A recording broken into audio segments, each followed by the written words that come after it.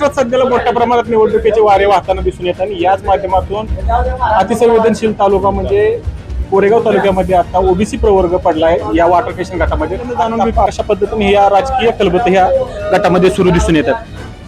Water station गटात आमच्या म्हणजे समजा जिल्हा परिषद पंचायत समिती असतो तर जो म्हणजे आमच्या गटाचं म्हणजे आमच्या महायुतीवर लढेल आम्ही त्याच्या पाठीशी जरूर आहे.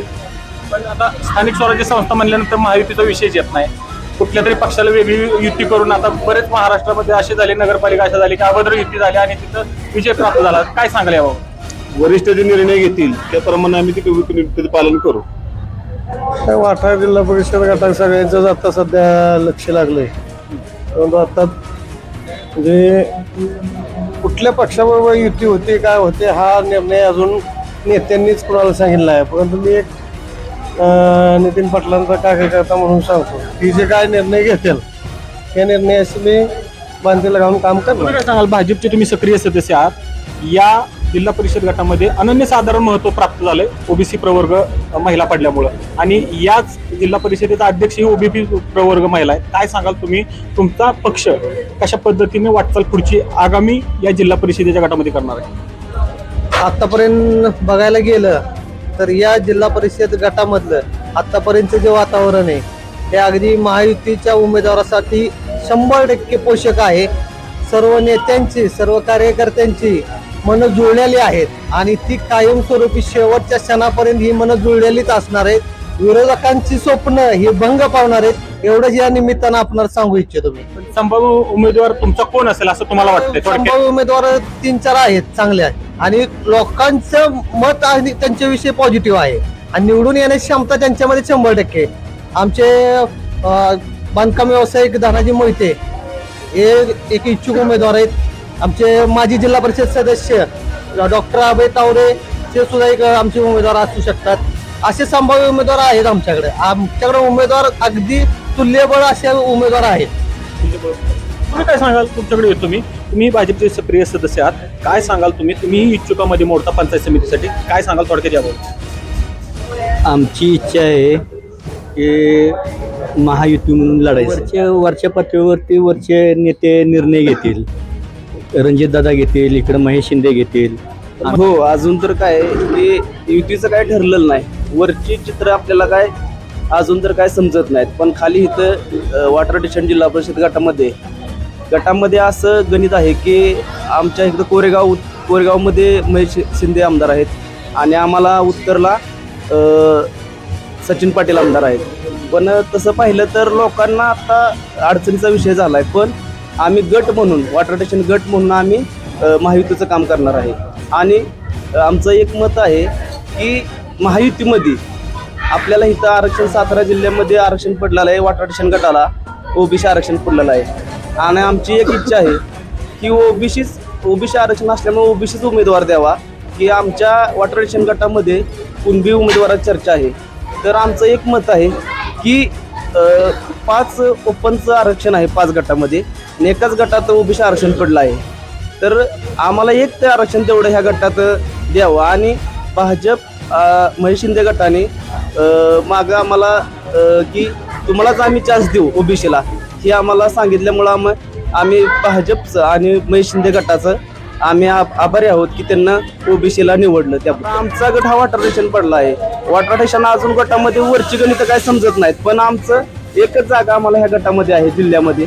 तर आमची एक इच्छा आहे की आमचे सर्वसामान्य ओबीसी असं काय श्रीमंत ओबीसी या गटात कोणीच नाही, सर्वसामान्य ओबीसी आहेत. तरी आम्हाला ओबीसीला एक तरी जागा भेटावी. कारण काय की ओबीसीची तेवढी पात्रता राहत नाही की आर्थिक परिस्थिती तेवढं सक्षम नसतो ओबीसी. तरी आणि वॉटर स्टेशन गटातील सर्व समाजांनी आम्हाला पाठिंबा दिला ओबीसीला आणि आमच्या ओबीसीसाठी त्यांना बी विनंती केली की ह्या गटातील वॉटर स्टेशन गटातील आरक्षण ओबीसीला मिळावं. आता कसं आहे, महेश दादा आणि नितीन काका हे तिथंच आहेत, रणजित निंबाळकर हे तिथंच आहेत. पण युतीचा म्हणून धर्म सगळ्यांनी पाळला तर आम्हालाही पाळता येईल असं आमचं म्हणणं आहे. तिचा धर्म पाळावा लागेल आणि त्यांना काम करावं लागेल. पण त्यांचे कार्यकर्ते सक्षम नाहीत असं मला दिसतंय. त्यांचे कार्यकर्ते सक्षम नाही हो, करतील ही गॅरंटी वाटत नाही आम्हाला. तर समजा या गटामध्ये जो युतीचा धर्म पाळला तर नितीन काका, श्रीमंत रामराजे नाईक निंबाळकर आणि महेश शिंदे आमदार एकत्र येतील असं वाटतंय तुम्हाला? येतील की एकत्र बी येतील आणि रणजित दादाला बी घेऊन येतील. रणजित दादा श्रीमंत रामराजेंबरोबर काम करू शकतात का युतीचा? वरच्या माणसाने वरच्या नेत्याने सांगितले तर रणजित दादाला सुद्धा काम करावं लागेल युतीचं. स्थानिक नेते काम करतील का तुम्हाला काय वाटतं? स्थानिक नेते जर अशी वर्ण युती झाली तर करतील की आमचे स्थानिक नेते. स्थानिक नेते तुम्ही विद्यमान सरपंच आहात या गावची, तुमची पत्नी विद्यमान सरपंच आहे, तुम्ही काय सांगाल? आज दस्तूर खुर्द आमदार सचिन पाटील या रथोत्सवाच्या आणि पूजनाच्या कार्यक्रमाला आले होते. काय वाटते तुम्हाला? तुम्ही गेली 2 दिवस या गावाची साफसफाई करण्यामध्ये मग्न आहात. काय वाटतं तुम्हाला? झेडपीचा जर अभ्यास केला, तुम्हीही इच्छुक उमेदवार आहात, काय सांगाल थोडं? आता तसं खरं सांगायचं म्हटलं तर आताच आमच्या भावाने सांगितलं की त्या ठिकाणी कार्यकर्त्यांच्यामध्ये संभ्रम निर्माण झालेला आहे. त्याचं कारण असं आहे की आता इथं महायुतीमध्येच लढाई होणार आहे आणि इथं कसं आहे, वॉटर स्टेशन जिल्हा परिषद गट हा उत्तर कोरेगावचा भाग हा पलटण कोरेगाव विधानसभा मतदारसंघाशी जोडलेला आहे. आणि आता कसं आहे, इकडं भाजपचे रणजितदादा नाईक निंबाळकर आणि सचिन कांबळे पाटील हे घड्याळ चिन्हावर आहेत.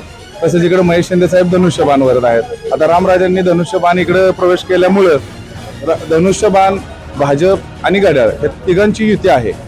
मग आता हे तिघं युती करून एकच उमेदवार देणार की हे वेगवेगळ्या पद्धतीनं निवडणूक लढवणार आहेत, हे चित्र अजून स्पष्ट झालेलं नाहीये. आणि हे चित्र मुळातच त्यांना सुद्धा समजेना की आता आपण कशी निवडणूक लढवायची ते. तर कार्यकर्ते आमचे काय सांगणार आहेत. परंतु पक्षाचा जो आदेश असेल आणि पक्ष जो उमेदवार देईल त्याचं आम्ही प्रामाणिक काम. कोणता पक्ष? आता आम्ही तर शिवसेनेत आहेत. कुठली शिवसेना? धनुष्यबाण. धनुष्यबाण जर एकत्रित आला, श्रीमंत रामराजे नाईक निंबाळकर आणि महेशदादा शिंदे यांच्याबरोबर हे कार्यकर्ते काम करतील. आता तो कार्यकर्त्यांचा प्रश्न आहे, त्यांनी ठरवायचं आपण काय करायचं. परंतु माझं असं म्हणणं आहे की कार्यकर्त्यांना जो पक्षाकडून आदेश भेटेल त्यांचंच ते काम करणार.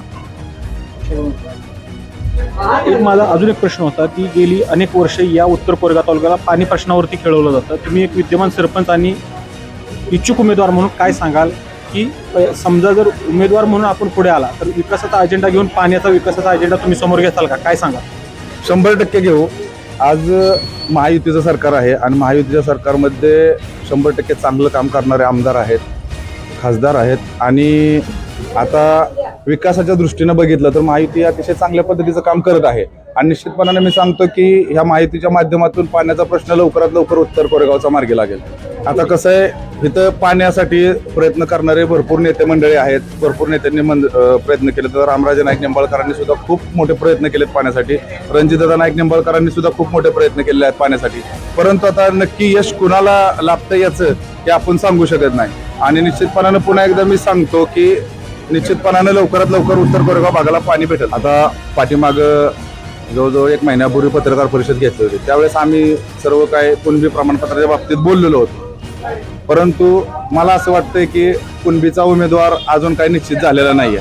जोपर्यंत त्यांना तिकीट मिळत नाही तोपर्यंत आम्ही कसं सांगणार की त्यांना 100% उमेदवार मिळणार. त्या परिषदेला, पहिल्या परिषदेला तुम्हीही आला होता आणि यामध्ये तुम्हीही विरोध केला होता. परंतु जर इथं कुणबीचा उमेदवार संभाव्य युतीने जर दिला तर तुम्ही त्या उमेदवाराचं काम कराल? जो पक्षाचा आदेश असेल त्याचं काम करावंच लागेल आम्हाला. तुम्ही काय सांगाल की या जिल्हा परिषद गटामध्ये जर तुमच्याच पक्षाने जर कुणबीचा उमेदवार प्रमाणपत्रावर दिला तर तुम्ही पक्षाचा आदेश मोडाल का स्वतःची अस्मिता म्हणून तुम्ही त्याला विरोध कराल? मुळातच विषय तुम्हाला सांगतो थोडक्यामध्ये. वाटर जिल्हा परिषद जो गट आहे त्या गटामध्ये आम्ही पक्षाचा आदेश मानणारेच कार्यकर्ते आहोत पहिल्यापासून आणि पक्षासाठी जीवाचं रान करणारे कार्यकर्ते आहोत. आम्हाला आमच्या नेतृत्वानं जिल्हा परिषद दिली आणि पंचायत समिती गण दिला, तितक्याच ताकदीने आम्ही लढणार आहोत. परंतु या जिल्हा परिषद गटामध्ये ओबीसी आरक्षण पडलेलं असताना या ठिकाणी ओबीसी समाजावरती अन्याय होऊ नये ही आमची सर्व कार्यकर्त्यांची भूमिका आहे. ओबीसी समाजाला या ठिकाणी संधी देऊन त्यांना या ठिकाणी जनतेतून प्रतिनिधित्व करण्याची संधी मिळाली पाहिजे ही सर्वांची प्रामाणिक इच्छा आहे. आणि कोणत्याही पक्षाने तुमच्या जर उमेदवार दिला कुणबी प्रमाणपत्रकावरती तर तुम्ही काम करा. एक पक्षाचा जबाबदार कार्यकर्ता म्हणून आपणास सांगू इच्छितो मी की माझ्या महायुतीतील माझ्या जे नेत्यांच्या बरोबर चर्चा झालेल्या आमच्या बैठकांमध्ये त्यातून तर असं कुठेही चर्चेतून आलेलं नाहीये की त्यांची मानसिकता नाहीये की ओबीसीच्या जागेवरती कुणबी प्रमाणपत्र घेणारा उमेदवार या ठिकाणी द्यायचा आहे म्हणून. त्यामुळे कुणावरती अन्याय आम्ही तर होऊन देणार नाही, परंतु आमचे नेते पण होऊन देणार नाहीत हे आपणाला नक्की सांगतो.